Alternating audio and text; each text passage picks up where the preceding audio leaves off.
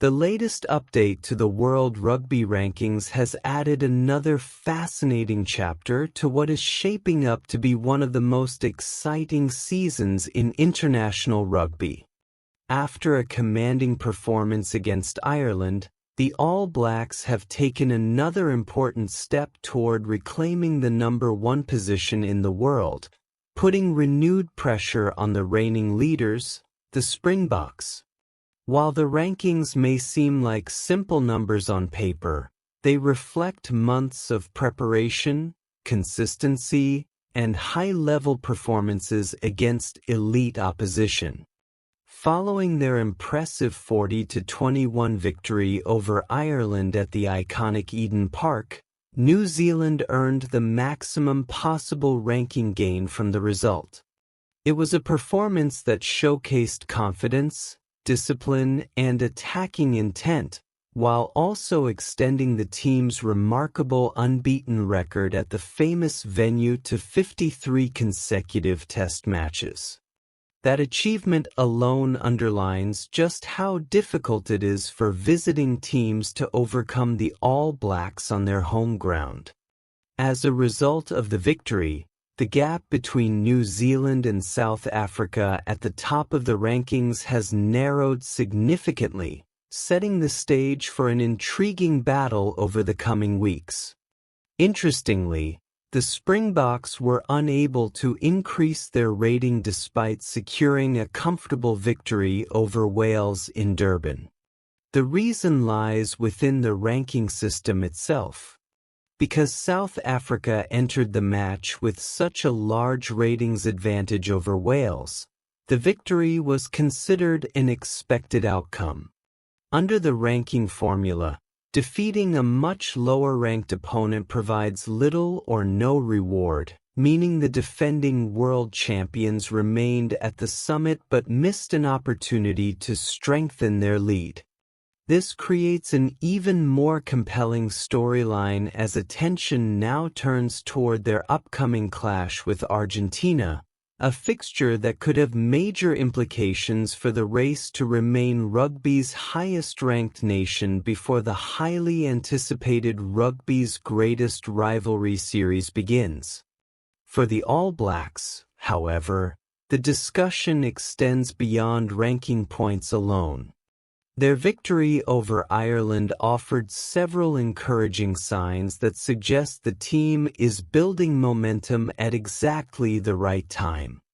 Throughout the match, the attacking structure looked sharper, the defensive organization remained composed under pressure, and the players demonstrated greater confidence in executing their game plan. The pace with which they moved the ball created numerous opportunities, while their ability to capitalize on key moments proved decisive. Yet, despite the convincing scoreline, analysts have pointed out that there is still room for improvement. Even during an outstanding run of results, every successful team continues searching for ways to refine its performances.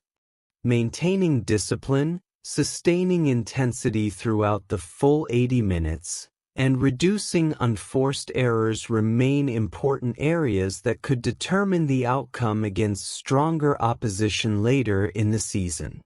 That balance between celebrating success and recognizing opportunities for growth is often what separates great teams from truly dominant ones.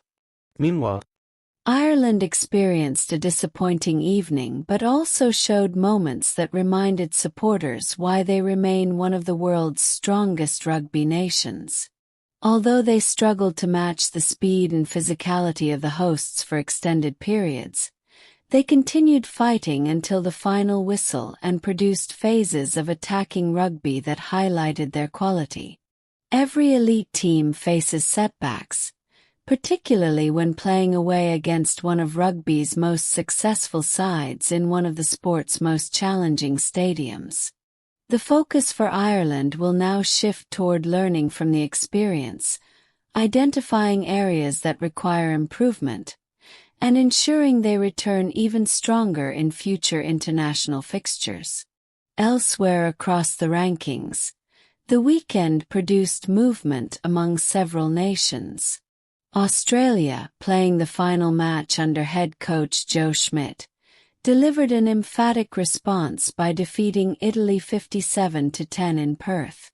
The convincing victory featured 9 tries and rewarded the Wallabies with valuable ranking points.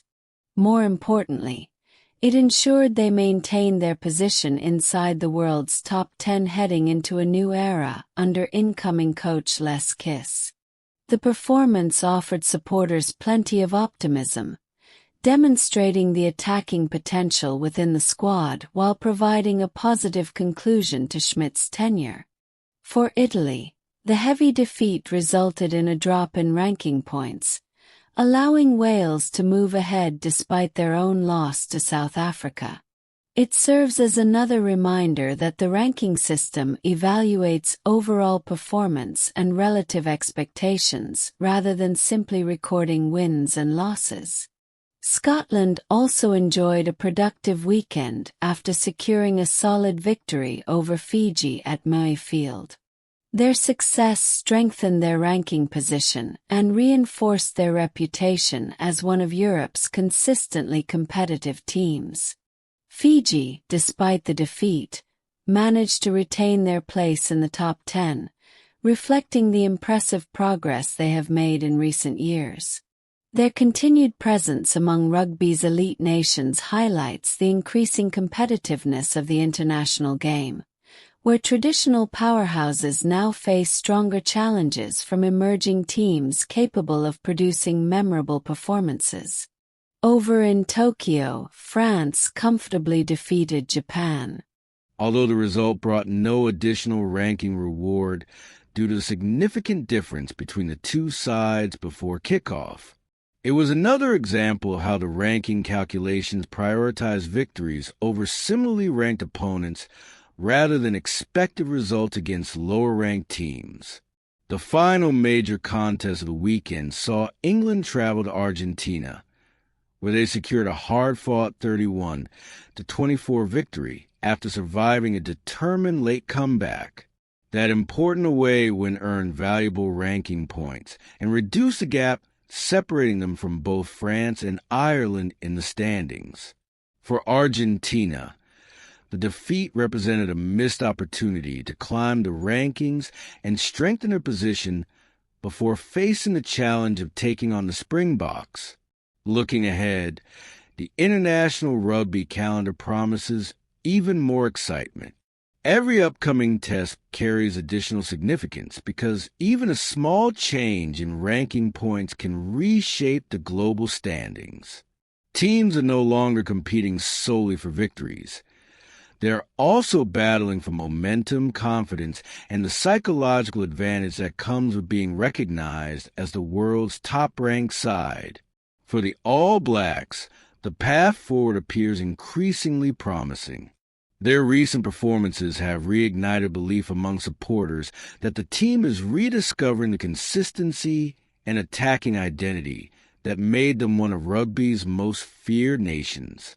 Closing the gap on the Springboks is an important achievement, but maintaining that momentum against elite opposition will ultimately determine whether they can return to the summit of the rankings. At the same time, South Africa remain an exceptionally strong side with outstanding depth, experience, and proven success on the biggest stages. Their upcoming fixtures will provide another opportunity to demonstrate why they currently occupy the number 1 position.